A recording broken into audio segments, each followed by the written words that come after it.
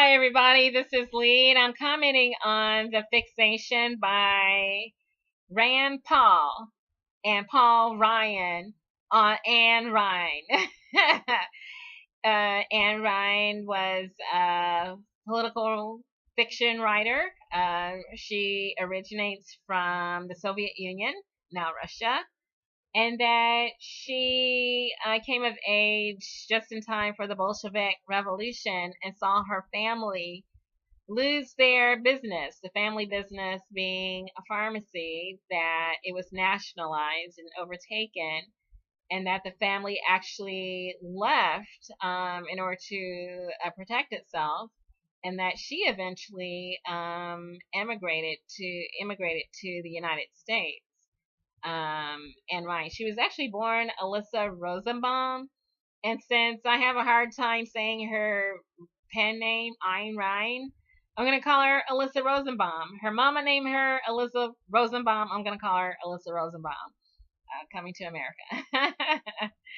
So anyway, Alyssa Rosenbaum came to North America to seek her fortune that she could not find under the Bolsheviks after the revolution. Although she did achieve a university education after the revolution, which was afforded to women. So that was one good thing. Not much else. So she became involved with the Hollywood scene. She became a scriptwriter. She became a seamstress.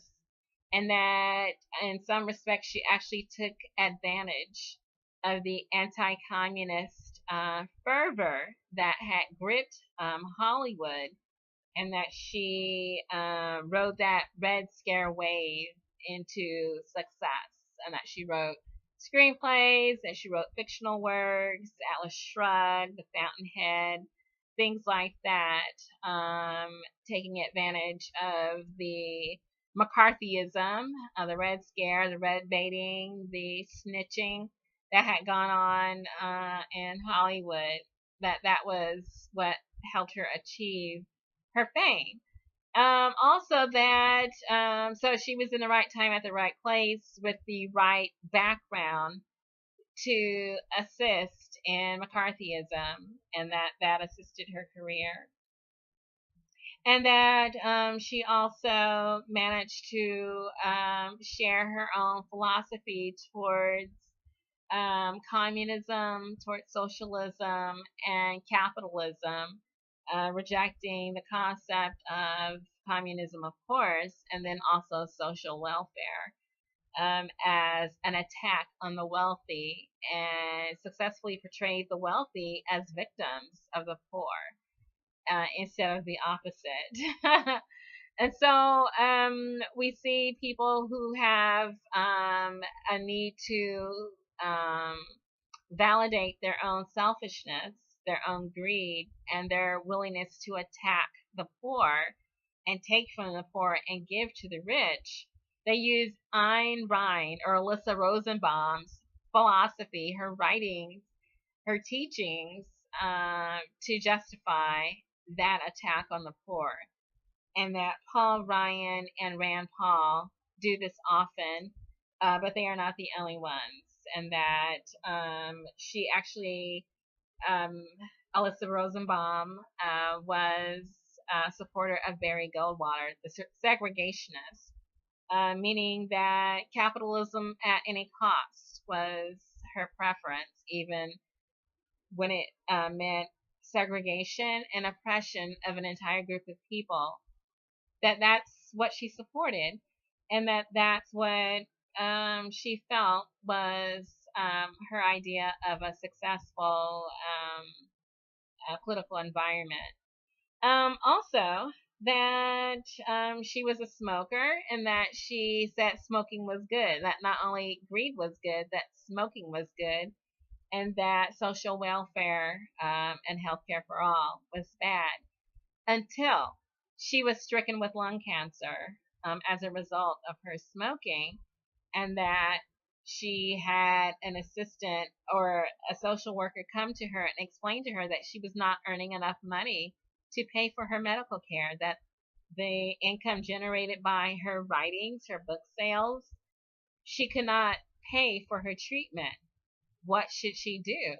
She should go ahead and apply for Social Security benefits, and that she should also apply for Medicare benefits. And people justify her doing that, saying, well, that was the right thing for her to do. It doesn't negate everything that she stood for, that it doesn't mean that she is not the parasite that she called everyone else who requested and received social welfare as a means to survive. And so other people have pointed out the hypocrisy of that. That yes, she did pay into Medicare, apparently for the 10 years that it had been in existence up until then that she needed it. That she paid her standard deduction into Medicare for her self-employment income, the taxes that she paid, like everyone else. But then we have to ask ourselves that since she needed treatment for an extreme medical condition, we have to question, did she actually exceed what she had paid in to the system? Did she actually get more out of Medicare than what she paid in, as sometimes is the case for health insurance? That it exists as a pool of money that people draw upon if they need it, but if they don't, then they probably don't draw as much out that they put in, that they might pay in more than they get out. That someone else might get out more than what they pay in because they need it. And so, Ayn Rand or Alyssa Rosenbaum was such a one that she likely pulled out of Medicare more than she paid in. And that's what it was there for. But the fact that she had been so harsh on other people who use social welfare benefits such as Medicare or Social Security, the fact that she had been so harsh and nasty and judgmental is what people are questioning about her and about her philosophy. They call it objectionism. Some other people call it selfishness and greed, and hatred against the poor. And so we question those who use her as a guide that celebrate her philosophy as it informs what they're trying to achieve today in the U.S. Congress, to throw people off of welfare, to cut benefits for those who need it while sucking up benefits for themselves. Both Rand Paul and Paul Ryan are supported by tax money that we pay their salaries. Their salaries are paid by taxpayers. And that they buy into FEHB, a type of healthcare benefit for congressmen, government workers. But again, they buy into it with salaries paid by taxpayers. And so, this is the hypocrisy that people see. And that while Paul Ryan, when he explains his Ayn Rand, Alyssa Rosenbaum type of philosophy, that he actually looks very sincere, like he actually believes the hype. Rand Paul, on the other hand, I think is the more rational of the two. I think he doesn't fully believe in it. I think that he's been shown over and over that this philosophy is flawed and that it doesn't work, and that Ayn Rand, Alyssa Rosenbaum herself at the end did not believe it, that she actually had to conceal her identity as Ann O'Connor. So that's her third identity, Ann O'Connor, when she applied for her social welfare benefits, that she didn't use her real name, either of them, her writing name, her pen name, or her birth name, that she made up a name of Ann O'Connor in order to get those benefits, because at the end she backtracked on everything that she claimed that she believed in, and that it took a Freedom of Information Act request in order to find out that information. So she actually concealed the fact that she was requesting social welfare towards the end of her life from self-inflicted medical condition that she couldn't pay for herself with her income. And so, I mean, there are people like that in the same situation, that their incomes have fallen so far that they're not able to generate enough income in order to pay deductibles, to pay the co-pays, to pay for prescription drugs. That they're in the same situation that Alyssa Rosenbaum found herself in, Ann O'Connor, Ayn Rand, and that we have people like Rand Paul trying to pass judgment, or even Paul Ryan, and it's just not adding up here.